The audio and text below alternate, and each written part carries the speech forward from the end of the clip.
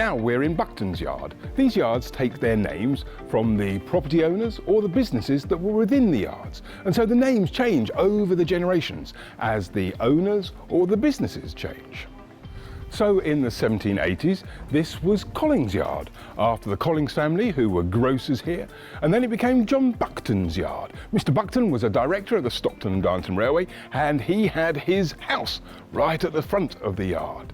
But then, once he left, it became something of a notorious yard.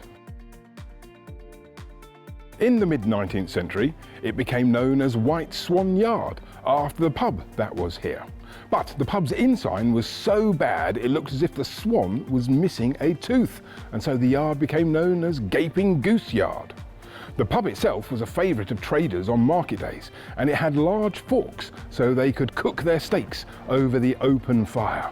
But the forks had to be chained to the fireplace so the traders didn't use them as weapons when the drink took hold. And the White Swan was so rough that it was closed in 1860. Not that the closure of the White Swan changed very much in the yard.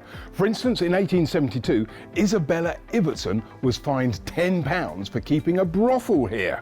The Northern Echo reports that when Superintendent Rogers investigated the brothel, he found a number of persons creating great uproar, singing, dancing, and otherwise committing improprieties. It sounds quite good fun, but the Northern Echo says it was the worst brothel he had ever known, and its demoralising effects on the youth of the town were incalculable. Now, of course, all that has changed, and Buckton's yard has come up in the world, partly thanks to Towns Fund investment, which has given a new lease of life to all of Darlington's historic yards. Today, it is home to some of the town's best-loved small businesses, including the Sunflower Cafe, Acquaintance the Hairdressers, and new tenants, Crafty Merlins. So I'm joined here in Buckton's yard by Alex Nicholson, who is the Town Centre Partnerships Manager. From your perspective, how has the Towns Fund investment improved, changed the nature of Darlington Town Centre? I think it's just brought lots of colour and vibrancy. We've got lots of exciting new shop fronts that people love to come and see. So great for Instagram pictures, and the businesses are really motivated by the fact they've got this sort of upgrade. It's just worked really, really nicely in the town centre.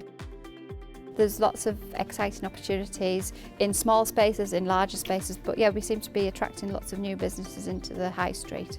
It's attracting people to Darlington as a welcoming environment for people to come and work on the high street.